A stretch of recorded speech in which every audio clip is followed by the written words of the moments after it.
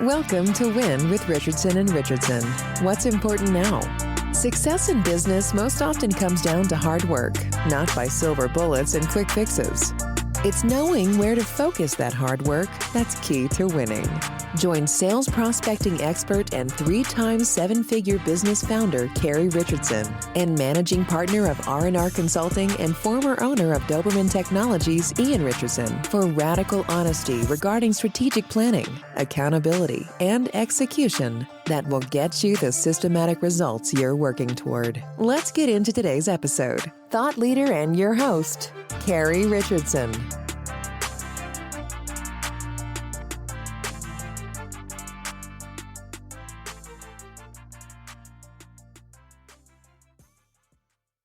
Hi, I'm DiCostanzo. Good afternoon, everybody. Welcome to Win. We're here with a channel legend. Yes. A man who needs no introduction, because if you've been in the channel for any time at all, you've probably seen him somewhere already. Yes, Len, thanks for joining us today. Yeah, Carrie, you say I've been around, and I have been around, but I will tell you say people have seen me somewhere. You're pretty much in that category at this point in your career, too. I think we both got the hair to show for it now. We got the experience and the lines to show it, but it's all good. I've been in this channel now 4 decades, believe it or not, literally 4 decades plus, actually, because I started my solution provider business 1983 while I was working at AT&T. My first year out of college, bought a PC, and I started writing code on a single floppy PC. And my dad had some friends who had businesses. Next thing I know, I'm writing applications on a PC, and then this thing, the hard drive, came out. And I was like, wow, I got a lot of storage room, and was able to write code that stored data on a hard drive. And then networks came out, and you connected a bunch of computers together, and then a big server, and then multi-locations. I've seen everything from the MSP or solution provider side. I built my MSP probably mid-late 90s. I started charging my clients recurrent revenue. It wasn't called managed services at the time. For me, I went around presenting, probably starting in 97, 98, about my recurring revenue model. And I called it RP squared sales. So I built my recurring revenue model. And then I remember when we got acquired by a publicly traded company, I built the first partner program to attract MSPs to use our service desk. And I called the program RP squared, Recurring Revenue Partner Program. That was like 2001. And then MSP terms started coming around. So I've been around since it started. And I was probably charging 200 plus a user in 97, 98, and telling people about my BTD model, my business technology department model, where I charged a flat rate per user to be the IT department for my clients. So it's been interesting to watch this market develop and change over my decades in the channel. And here I am today, taking all that experience and knowledge, not only as the MSP, but working for vendors like Autotask, where we grew from maybe 800 partners when I joined. But when we were acquired the first time by Vista Equity Partners, and then the second time by Vista in a larger fund and merged with Datto, we had close to 10,000 partners.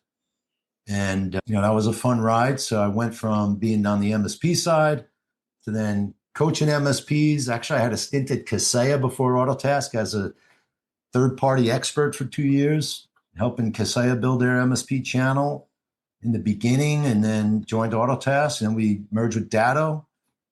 After Datto, I worked with a company, Accordo, helped build their partner program, and we were doing pretty well. We sold that business, and probably, I guess, start of COVID, I started consulting, and now I'm MSP Toolkit, where I actually coach and help vendors build go-to-market strategies, partner programs for the channel, MSPs, TSBs, TSDs, distributors, basically whatever acronym you want to throw out there. I help vendors go to market in the channel and build their alternate sales channel. I've been working with MSPs still. I probably have coached thousands of MSPs, perhaps. Taken all that experience into MSP Toolkit over the last 6 years, not only working with vendors, helping them go to market, but also working with their partners and helping them improve operational maturity, grow their revenue, and usually around that vendor's product set. But it's been a lot of fun working in this industry, Carrie. And I got to meet you. That probably makes the journey worth it. I'm trying to remember how. I think I have a couple of 6 degrees of separation because I worked for Mark Catini at MapInfo. Oh, that's right. Yes. So at some point, our paths might have crossed. I don't remember the first time we met or how we met, but I remember just going, oh, that's what this industry needs. People who find leads, make phone calls. I think that was one of the things MSPs were not so good at, coming most of them from a technical background, although now you'll see maybe more business focused folks. But certainly that was a huge need that I think you filled. And I remember grabbing you in for a webinar, one of your first webinars, and then saying, hey, Carrie, we're doing a show in Dallas. Why don't you come speak? It was your first speaking slot. Yep. And we chatted, and you like to bring up that we worked together to get you on the stage for the first time. I had said that I was nervous, and you said, don't tell people that. Yeah. People paid money to come here and listen to you talk. Something like that. I guess I'm not anxious when I go on stage anymore. Like maybe when I'm speaking in front of a large in-person group, but the first time it was a webinar and I'd never spoken where I couldn't see the response from people or hear them and it felt like I was just talking into a void. You have to hope that the joke was funny. You have no way of knowing. Yeah, and think about what you just said. So we probably did that webinar in the 2011, 12 timeframe, maybe. Think about it. We were using the WebEx platform, and I always wanted to have video, and they would be like, no, WebEx can't handle it. And I think we tried looking at a couple of other platforms, but doing a webinar without being on screen and or seeing your audience. Right now, if I'm working, I remember doing some work with ConnectWise, building out their partner program for cybersecurity and training the global sales team of 400 people, and literally had a big TV screen in the conference room during COVID and seeing everybody, 400 faces on a screen. We've definitely seen a lot of change and growth in this channel. I think we're here maybe chatting about PAX 8 Beyond. We've seen this industry grow to where you can go to a PAX 8 Beyond and they're going to have 3,000 MSPs. We did Autotest Community Live, our biggest conference. I think we had maybe 1,200 MSPs attend, and that was pretty big. And then a GattleCon got to 3,000, and ConnectWise IT Nation, and now you're at PAX 8 Beyond, who 3 years ago didn't even have a conference. Originally, they were going to have their first event in 2020 or 2021, and COVID, they waited a few more years, and they were far better positioned to run an event of that size and caliber by 2023 when they launched. So the few extra years just helped them evolve into a better environment. Next year, nobody knows. They haven't told anyone where they're going, which I'm excited about. I'm hoping it's not Orlando. Yeah, well, so that's actually my first PAX 8 Beyond. Oh, very nice. I ran into Rob in Las Vegas at Channel Partners. He said he's doing his MSP Legends video. I should come out. They'll be filming out there. So he gave me an invite, and I'm like, how could I say no to Rob? MSP Legends series is really good. The PAX 8 content team is extraordinary. It looks really good. So hopefully I get to have a few words on there. Carrie, are you on there? Yeah, I'm on there, yeah. It was just checking the agenda out, actually. They're waiting, obviously, till the very end to keep people waiting. But you have Neil deGrasse Tyson coming at the end of the event. I didn't know he was speaking. That's awesome. Rob announced. I saw it on LinkedIn, and now it's up on the website. I'm still waiting to find out who the musical guest is. Yeah, I'm sure it'll be somebody good. I'm sure. You've been to and organized events of this size. What are your key takeaways for vendors who are sponsoring for the first time? How do you manage your time at an event of this size? Yeah, it's interesting, Carrie, right? We've been to so many events, and 1 year at Autotest, we did over 300 events around the world. Organizing them is one side of it, right? And your own vendor team getting everybody ready. The other is the attendees getting ready. So you got to get ready from multiple sides. But I always would tell my vendors who are sponsoring, I'll give you maybe just an example of what kind of coaching you might give, but you go to your own event and you see a vendor sitting behind their table in the booth with their laptop open, and they're maybe doing emails or something. And And I remember at one show, that particular vendor that I observed doing that said they didn't really have a great show. And we chatted, and then it became part of what I would tell every other vendor. Put your table to the side, put your table in the back of the room, and be front and center, be out in the aisle and engage the attendees. You can't be a vendor and expect somebody to just come in and want to talk to you unless maybe they're incented to do that by, let me check off this card and say I visited this vendor. But if you want to have a good show, you have got to be out there. Probably some of our largest customers, I remember even coaching my own team when we were at an event, and that's get out there. You see that person walking here, watch this. Hey, what's going on? How's the show going for you? And then the guy will come over, talk to the booth or the young lady, and next thing they're managing 10,000 endpoints, and they have a need for what we're providing. So if you're not engaging, that's rule number one. You're sponsoring. Make sure you're engaging. Make sure you're front and center. Don't hide behind a desk, a chair, or your laptop. And so that's definitely one of my first and I think most important recommendations. And the second, make sure you're hanging out at all the events, all the networking. I think a lot of times vendors take their own team or it's okay to take a small group out to dinner of MSPs you want. We all have done it, but just make sure you're present at all the networking events. Don't cut out and go do your thing. If there's something going on at the show, that's why you're there. Be there and be present. And I think it's always about being present and engaging because, Carrie, it's a relationship business. And if you're not building the relationships, then you're not part of it. You're not part of the community that is the MSP community. Be present, be involved, and participate. What key performance indicators would you hold your team accountable to if you sent them to an event without you?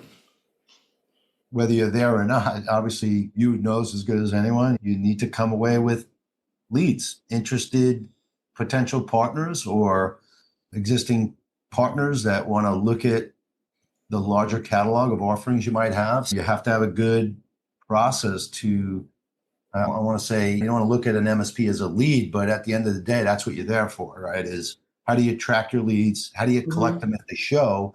And how do you quickly turn those leads into an actionable kind of follow-up?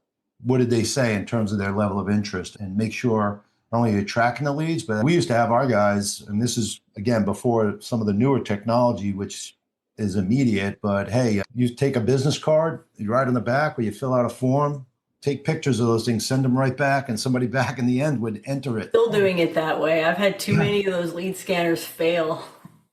Or people put junk into their registration form, so when you scan the badge, you're getting their Gmail account. Yeah, so it's got to be how many, that's the number one metric, how many leads, how many interactions are you having, and what level of interest. What's reasonable though? So look at an ASCII event, for example, where there might be a couple hundred MSPs versus a PAX 8 Beyond where there's going to be 3,000. How should your expectations be different? Can you talk to more people when there's 3,000 of them, or are you still only going to attract the same 100 people you might have spoken to at ASCII? The more people, you have more opportunity for sure. You should definitely expect more leads. One of the other things I would say is if you're going to spend money to go to an event, and you know this too, is like try to get a speaking slot, because usually you get a speaking slot, you're paying at a certain level where you might actually get the attendee list itself. You're definitely going to speak to more folks, but if you want to maximize, you should definitely look for a speaking slot, get on the breakout stage or the main stage based on the size, and you get a list. Now people have all seen you on stage. That's what we used to do, and we love to get on the stage, and I was fortunate enough to be that guy on the stage. You're going to see more leads, but I also think, how big is the team going? If you're at a bigger show, you probably should send more than the 2 people you send to ASCII, because you're going to see naturally more people. I'd look for a breakout or some other event, maybe grab a couple of your existing partners, always have them hanging out with you at the booth wherever you can. Potentially set up an area in the bar where Rob was a master at this. I used to say, darn, I wish I had your budget. We laugh a little bit about it, because when you can sit at the bar and chat with MSPs and offer a cocktail and That's a great way to network and open up conversation. So make sure not only you're meeting them at networking events, at your booth, hit that hotel bar, always stay at that on-site hotel. I think a lot of vendors sometimes will be, what do you call it, dollar wise, pound foolish. And if you're not at the venue, then realize you're probably not going to go back to your room that much, and just plan on being at the venue hotel. If you haven't booked your room for PAX 8 Beyond, you're not getting one. So it's time to start looking at those offsite alternatives. And we had somebody suggest that you could just sit on that bus in between the hotel and the event and just chat with people all day. I did a little work with a company. That's what they did at IT Nation. They didn't sponsor the event, but they sponsored a bus taking people from the airport to the event. That's actually another little tip. Be creative, right? Mm-hmm. They sponsored the bus going from the airport to the hotel, and they had a nice captive audience of whoever got in that bus that they could tell the story. What do you think is the most interesting thing that you guys ever came up with at Autotask or for any of the vendors that you supported over the last 20 years? Oh my gosh. For us, it was just throwing I don't want to say a big ass party, but I guess I did. And I think now so if you go to an event and it's not your event, and I think for us, it was SMB Nation. I still get folks who run into me and say that it was the best party they were ever at. And we basically rented out a room next to Pure Nightclub. I think it was Pure Nightclub and Caesars. And we had maybe a couple of hundred people from the SMB Nation event. And then it drove us for other events to do parties or whatever. But yeah, we did a big party, had everyone there. And then you got free admission into the club. At 11 o'clock, they opened the doors because we were right into the club. And it's pretty ironic now. I was just thinking about how people were so pumped because when we went in the club, it was P. Diddy's birthday. And he unveiled Ciroc vodka. And he was up on the stage partying, and everybody was just like, oh my God, and it's P. Diddy's birthday in Pure Nightclubs. I think for us, that was great because we really met a lot of MSPs that became our partners from that moment on and stayed with us, certainly for the decade I was there and beyond. It's a community. People want to have fun. They want to build relationships. So whatever you can do to bring people together and make them have some fun, they're going to remember it. And I would say any vendor that used to come to Autotask Community Live, our big event, if they said, all right, we're sponsoring this big party, and that's when they scooped up. So do something that just brings people in and makes them have fun at your expense. That's the other thing. It's very expensive. And that's when it's more than leads. Then you're tracking the sales that came from the leads, which you always want to do. You want to definitely not only track your leads, but then make sure you're tracking every one of your events and everything that you do. All the money you spend to get a lead, and then do those leads convert. And I think that'll drive what you do next. It's leads and conversions that are really key. What do you think a reasonable conversion rate for a software company at an event like this is? You obviously got to go for the best you can. We just basically used to go, how much does a lead normally cost us and how much does it normally convert? You just try to go with your norms. I don't really want to put a number on it because it depends on your product. I work with my vendor clients now, and if you have an easy product that maybe an MSP doesn't have in their toolkit yet, you probably want to see higher leads and more conversions. If you have a Me Too product, maybe your conversion rate's going to be lower because you got to do a rip and replace. You just got to really think through your product set, where you fit, what's the competition look like, and you want to meet as many people as you can and obviously convert as much as you can. It's really going to be based on your product and where it fits in the MSP toolkit. To be funny, a little MSP toolkit. What would you see as a good number?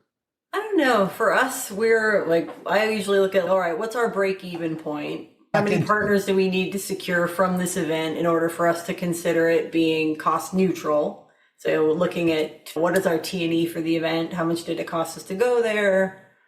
And to date, it's been me and Ian. But now that we have team members, we're going to be bringing more people with us. And now our costs are going up. That's what I mean. It's hard to put a number on it. So if Len can't put a number on it, what luck do the rest of us have? The only way you're going to put a number on it is backing into it. That's really how we started out going about it. I'm going there. I spent this much on the show. Our typical deal is X, and our typical MSP partner size is Y.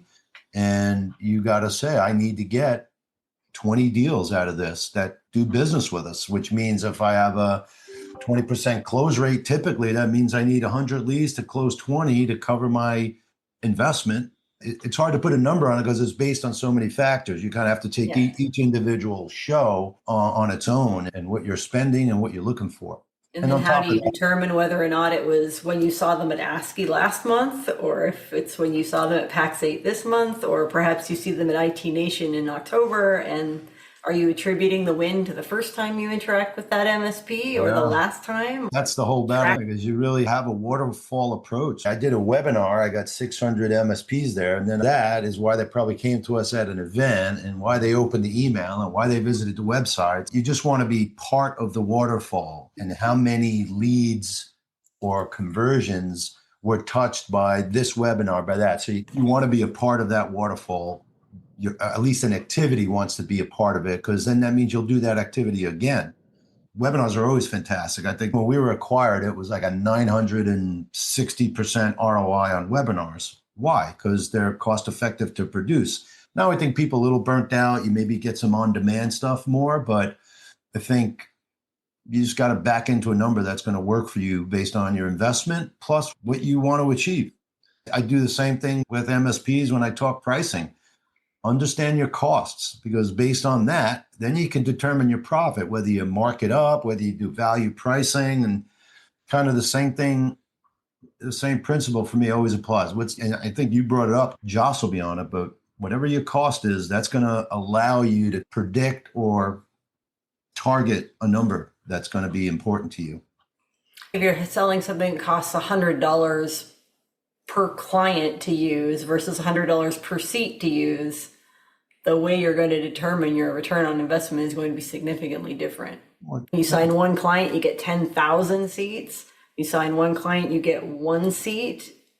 How do you make back your ROI? Is it all branding? Does it matter if you're actually generating a return on investment, or do you just have to splash your logo everywhere? Yeah, I think that's really where we were talking about. Oh, by the way, Carrie, I feel I have an 11 o'clock call now that I am missing. All right. We don't want that to happen. So thanks for joining us today, Len, and we will talk to you again soon. All right, Carrie. Cheers. You've been listening to Win with Richardson and Richardson. What's important now? We're so glad you've joined us and know you're one step closer to winning big in your business too. We'd love to connect with you outside of the show. If you have any questions or comments, please reach out to connect@rnr.consulting. Don't forget to rate, review, and subscribe to the podcast so you'll easily know when new episodes are available.